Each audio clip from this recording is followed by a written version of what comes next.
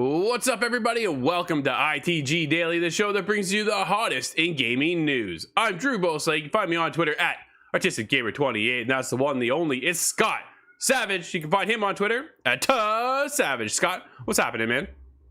Oh, well, you've turned me back on to PUBG, and that's all that's in my head right now. So You're welcome. Somebody is going to lose a chicken dinner tonight. Let's do it. I'm up for chicken dinners. Actually, I like chicken. Dude, we can talk about chicken later, but right now, everybody should be joining us later at InsideTheGame.ca, as well as Twitch.tv/theofficialITG, and YouTube at Inside the Game Official. Can't join us live? Hit us up later on podcast services and TV streaming networks around the globe. Dude, coming up on today's show, our bald-headed assassin and friend of the show comes back and makes his way over to Game Pass. No, Nate, it's not Nate. No, it's not Nate. But he's making the way over to Game Pass. Xbox stops production on the Xbox One, and his PlayStation starting to merge their systems. Dude, you ready to go? Oh, I'm ready. There's some interesting topics here. Absolutely. Hitman Year 2 details arrived this morning. So then I jumped in, and if you were joining us live, you would see that we automatically went down real fast because I forgot to add some details in here. So we are back. There's a little inside baseball for you for today. Hitman 3 Year 2 starts on January 20th, and we're excited to reveal from what we've been working on. This comes from IO themselves. We can watch the full reveal. I watched it this morning. Dude, this is cool. Exclusive Target Arcade. We had questions as to what this is all about. The elusive Target Arcade is a brand new game mode that takes the elusive target concept to the next level, mixes up the formula, and introduces new challenges and unlockable rewards, all whilst keeping the essence of what makes elusive targets exciting and interesting to play. There are several significant changes to this thing, so let's take a look at what's going on. In a fail, let's see, each arcade contract now tasks you with taking down consecutive elusive targets, one contract after the other. Each one must be completed to proceed to the next, and there are additional complications, of course, added to the contract as well. If you fail the contract, normally you're just done. You don't get to go back in and try again. Now you get a 12-hour lockout period. So you can't do that one for 12 hours, but you can go back. That's the whole point of the arcade, is the ability to then go back and replay it, Scott. Sounds cool. Okay. Yeah, because, well, this is building on the previous idea, which is the one I always think of. Gary Busey is coming to the market at some point. Exactly. But if you miss it, that's all. So that's kind of disappointing in that case. It is. So they've been changing that up, right? With Hitman Year 3 begins on January 20th. A lot of stuff is coming on the 20th, and some new things are coming as well. They also revealed Hitman VR for PC on the 20th. So that's coming over to Steam. That's right. That's got my attention. Hitman Trilogy will be available digitally on January 20th for PS4, PS5, Xbox One, Xbox Series X and S, and Epic Game Store. And rounding that out, it's also coming to Game Pass for Xbox. Yes.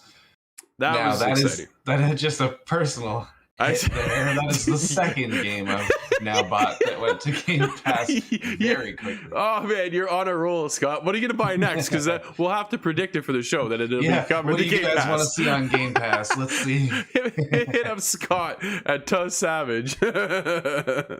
So also rounding out the excitement was the Freelancer edition Freelancer is a brand new single player mode coming to Hitman 3 that introduces roguelike elements, strategic planning, and customizable safe house.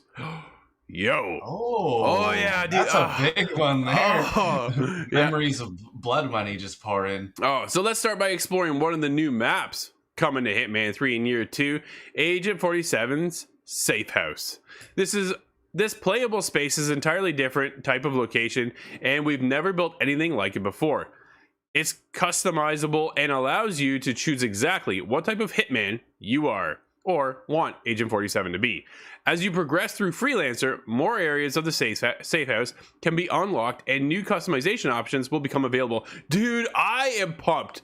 I absolutely adore stuff like this in a game. I remember it was Assassin's Creed, I think it was Brotherhood. Dude, I upgraded every little shop, nook and cranny I could, and it was like one of my goals just to do that. Get into Valhalla, and I was set on the same path, and it didn't quite work out the same way. That's a whole other show, though. But this is super exciting. I can't wait to be able to go in and customize my own safe house for Agent 47. Something, dude, that I've never done in the past. Ever. Well, and I'm curious as to what your style is going to be versus mine because, well, I'll give it away. I think I'm going to have a lot of hardware around. The most brutal of assassinations I've seen. And some rubber duckies. Well, mate, those rubber duckies, I want an explosive golf ball. I'll put it up on my mantle. That was a good one. Yeah, you can configure and customize the safe house to your exact specifications and spend as much time as you want there. Whether you want to pick out a new suit, browse and test your weapons at the firing range, or make changes to your decor, it's all possible. The safe house is also an important space because all of your pre-mission planning takes place there. After exploring the safe house, it's time to work. 47 will have access to a mission hub where he can view all of the current available freelancer campaigns, each one representing a criminal enterprise that is prominent across the world of assassination. It's entirely your choice which campaign you pick, and each one will take you on a globe-trotting campaign to a selection of locations. For each campaign, you need to choose the order you want to play the missions. After each mission, you'll return to the safe house to restock, resupply, and strategically plan your next move. Whichever location you leave until last will be where you'll corner the leader of the enterprise.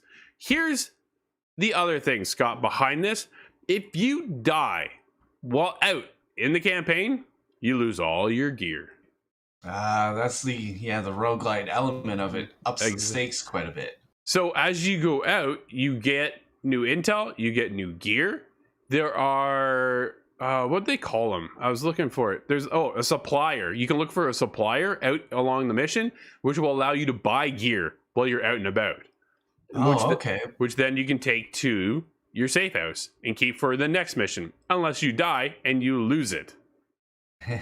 Well, it's going to lead to one of those situations where I remember from Blood Money just trying to grab every single item and make it out of the map. Nice. Wow. That's pretty cool. Obviously, consumables are a one-time use, but explosives will be there as well. But if you don't use that explosive, dude, you can carry that on to the next mission. They have a new map coming too in 2022 later. This will launch, code name is called Rocky. Also, take note, Freelancer is coming in spring. So really not that far away, Scott. Well, this is cool. I like seeing this game being supported much after release now. How old is this one? This is almost 2 years, maybe. I want to say they're into year 2, right? So Hitman 3 just launched last year. Now this is the plan roadmap for year 2. Scott, do you ever think we'll see any multiplayer come back to the world of Hitman? I would really like it, but I know. At this point now, I don't think so. Is that going to be year 3? Yeah, I feel like it would have been pushed a little heavier by now. Yeah, me too. They tried it back with Hitman 2, and it just didn't seem to sit all that well with the developers, and didn't take off all that much with the community. I remember watching a tournament on the actual multiplayer stuff. It was cool. Was it ghost mode, I think they called it, or something like that. Well, basically, there was 2 of us played as Agent 47, and one of us was like a ghost in their own world, but you could see the other player, and you'd each have a target you have to go kill and take out, and it would kind of escalate and keep going, and whoever was able to complete the mission first and have the most points won. Dude, it was super cool. Now I'm wondering if it's just impossible to do because of Deathloop. If you do something like this, will it be perceived as kind of a ripoff, whether it is or not? Yeah, I don't know. I think there is room to do something here. Whether IO Interactive wants to go about that and try it again, we'll have to wait and see. But, Scott, let's move on to the world of Xbox confirms Xbox One production ended in 2020. Not 2021, 2020. Company states that it stopped manufacturing consoles to focus on production of Xbox Series X and S. This comes from Daniela Partis over at gamesindustry.biz. Microsoft has confirmed that it stopped manufacturing Xbox One units at the end of 2020. In a statement to The Verge, company said that it has ceased production of the console at the time, quote, to focus on production of the Xbox Series X and S, end quote. The Xbox One was discontinued back in July 2020, while the Xbox One S remained in production for the remainder of the year. Confirmation comes one day after Sony reportedly pledged to continue production of PS4 consoles after previously planning to end production at the end of last year. The company aims to plans to make another 1 million PS4 units. We talked about this yesterday. So if you didn't see that, catch that from yesterday's show. It does seem like a little bit of a Xbox had to answer, or at least was probably asked a lot because of PlayStation kind of coming out with that. So it's a little funny how they always feel the need to kind of add to what the other one's doing, or hey, we're doing this differently. It's they don't seem to take a break. No, they don't, right? They always kind of go back and forth. This is banter. It's like a big brother, big sister, or big brother, little brother scenario, right? Where there's constant tug of war going on between the two of them. And, well, good competition for everybody at times. But, Scott, is this the step, then, for us to move into next gen, even though we still struggled at this very moment to get next gen consoles? Is this Xbox starting to push out and phase out last generation of gaming? I think it is. Yeah, they have to do that logically at a certain point. Yeah, and I think it kind of what we talked about yesterday is this what pushes people to the next gen, and I think Xbox kind of benefits out of having the two different models. Yes. So the X kind of takes most of the hype, I think, most of the scalping maneuvers, and then leaving the S still available. And it, from all I've heard, I mean, I have an X, but from everything I've heard, it's just as good. And, you know, obviously not spec wise, but in terms of getting into the new generation, why not? It allows you to get in, right? And at least play next gen games. I think that's the biggest thing. And you see how quick it is. Apparently it's not as fast as the X, but it's still next gen. You're not on last gen. Like last night, dude, we were all playing Siege like we always do. And my wife froze up. She's on Xbox One X. So it's not even like the last gen. She's just on like this previous cycle of consoles for Xbox.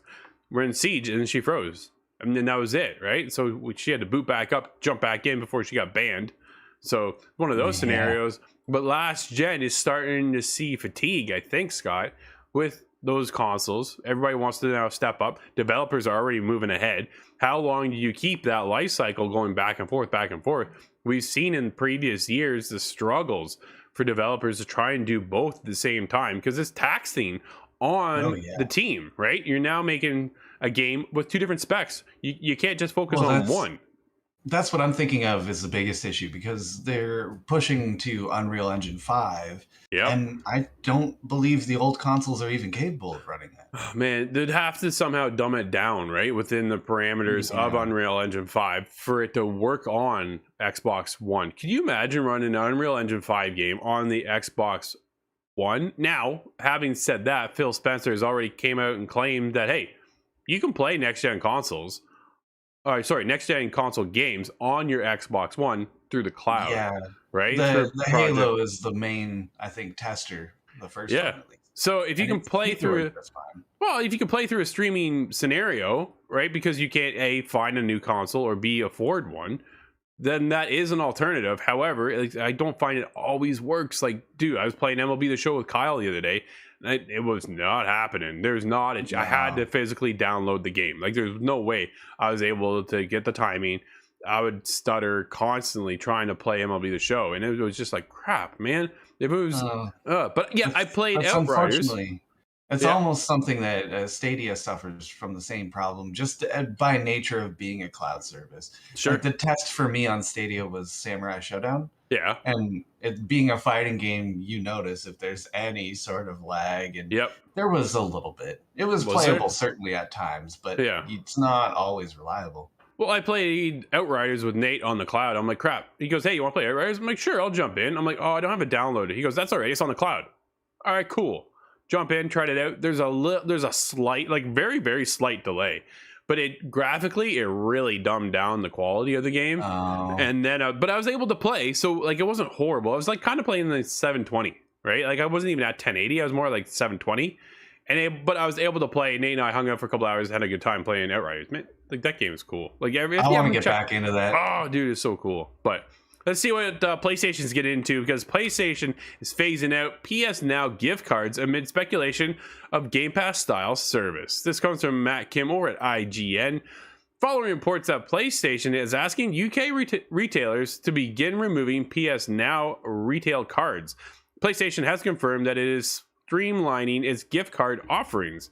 According to a message sent out by game store retailers to staff, UK stores were asked to remove PlayStation Now subscription cards by January 21st. Dude, that's just around the corner. In a statement to IGN, PlayStation says, quote, globally, we are moving from PlayStation Now gift cards to focus on our current cash denomination PlayStation gift cards, which can be redeemed for PlayStation Now, end quote. Oh, okay. So I see how they're doing it. They're just kind of attaching the dollar sign to that way. Yes, so they're moving it, Scott. But we've also heard rumblings, and this is we've heard rumblings of State of Play next month. What if they announce their Game Pass like service at State of Play next month? That would make a lot of sense, right? This has till the 21st, Scott. Till the 21st, they want this off the shelves, right? That's quick, man. So it now seems like they're laying the groundwork for an announcement. When is that PlayStation Now? It's rumored, right? It's just rumored to come in February. Nobody actually knows, but you have to figure it's going to be before the 18th because Horizon Forbidden West is coming on the 18th. So I would say a week prior, maybe 2 weeks prior, at the beginning of February. I think the first week of February, we see a State of Play. I think that's fair. And well, the way everything's stacked up for February, they're going to want to put their brand, their name out there. And if they have any sort of program that's going to generate excitement, that is the time for it. Dude, you showcase Elden Ring, Horizon Forbidden West, and if you announce a Game Pass like service, that's an incredible State of Play. Oh, yeah. So, yeah, that'll be mind-blowing. And that's my prediction. Those three things, I'm probably better off getting two out of those three. I think Elden Ring is the biggest reach there. You think so? We've seen a little bit of it in the past, but I think that was like a 3-minute clip. So. Elden Ring is out next month, though, right? And I think if PlayStation, I think what PlayStation wants to do, because Elden Ring is it's cross-plat. It's multi-platform, so it's everywhere. It's going to be on Xbox, it's going to be on PC, it's going to be on PlayStation. But if PlayStation can showcase it there, it puts that mind share to PlayStation gamers that it's over, it's here, it's not like, or those who aren't in kind of heavily involved like we are within the industry, and maybe they don't know, they just see the PlayStation logo, Elden Ring, they're like, oh, I have to get it on my PlayStation, right? So there's that mentality too. So I'm wondering if that's what's going to happen. I'm hoping if they do showcase anything or mention Elden Ring, it just comes out. I want to see R.R. Martin walk out and just say, the story is complete. Jump on it. Yeah. Scott, what we're not going to see anytime soon is Stalkers 2. Stalkers posted a thing on Twitter saying, we have made a decision to postpone the release of Stalkers 2, Heart of Chernobyl, to December 8th, 2022. These additional 7 months of development are needed to fulfill our vision and achieve the desired state of the game. Stalker 2 is the biggest project in the history of GSC and requires thorough testing and polishing. We are convinced that the development should take as long as necessary, especially in the case of such a project. The decision is, and then it goes on. This is not an easy decision. I definitely agree with that. The very last part there. If this is what needs to happen, then they better go ahead and do it. Nobody wants to fumble that. And Stalker is such a big label to a lot of people. I think it's kind of functioned as the grandfather of a lot of different shooters. Yeah, you think so? I obviously not my specialty, so I'm thinking, as unfortunate as this is, I want them to take those steps because Chernobyl launched without an end game, and that was a big deal. So yeah. I want to see them put together a full package, and that way it's judged properly when it comes out. And until then, though, I think I will be playing Chernobyl. There you go. Scott, we might be getting the full package over on PlayStation because is PS3, PS2, and PS1 backwards compatibility finally happening? This comes from Tyler Fisher over at comicbook.com.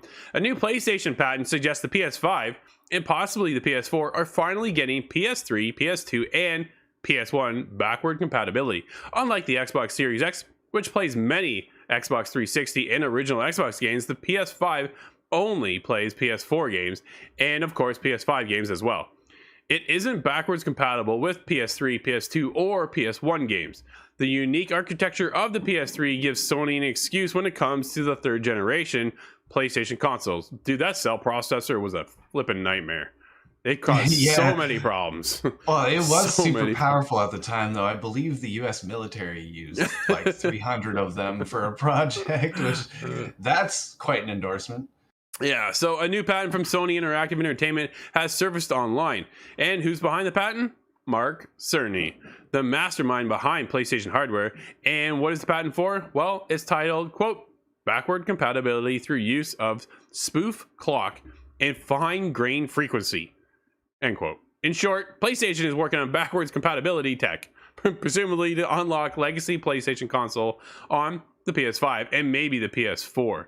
So it's all speculation right now. A patent, Scott, is only a patent and doesn't mean squat half the time because PlayStation, Xbox, Nintendo, you name it, everybody patents so many things so that they have the rights to them. A lot of them never come to for any viewership whatsoever, but this is a big one for PlayStation, and a lot of people have been saying, hey, what's going on? We're losing the PlayStation Vita library. Is this a way to kind of keep that alive? That the Vita library seems to not be included in this. That's unfortunate. No Sony Smash Bros on Vita for you, but PlayStation All Stars.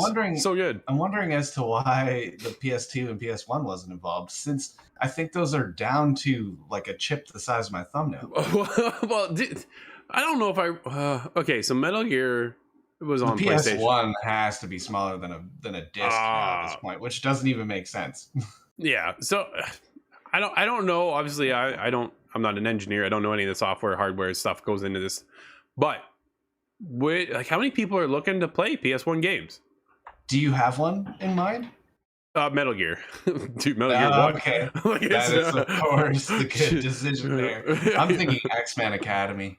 Oh, really? Okay. Yeah. No, for me, it's Metal Gear. But again, that's not... I probably wouldn't play through the whole thing. I'd jump in and go, yeah, look how clunky it is. Cool. Still love the series, but I'm moving on because, so I said, we're always on to the next thing anyways, right? It's just my personality to be on to the next new shiny. Snakes. I want Twin Snakes. Dude, I never played it. Never played it. So I wonder how that game is. Maybe someday I will find out. But let's move on to the world of Deathloop, It Takes Two, and Forza Horizon 5 lead nominees for GDCA 2022. Organizers of the 2022 Game Developers Conference are excited to reveal this year's finalists and the 22nd Annual Game Developers Choice Awards, the leading peer-based video game event celebrating the industry's top games and developers. Arcane Studios' Deathloop leads the pack with 6 nominations, closely followed by Hazelight Studios' It Takes Two with 5, and Playground Games comes up with the 4th nominations for Forza Horizon 5. You can check out the whole list over at Game Developer or GDC. Go there.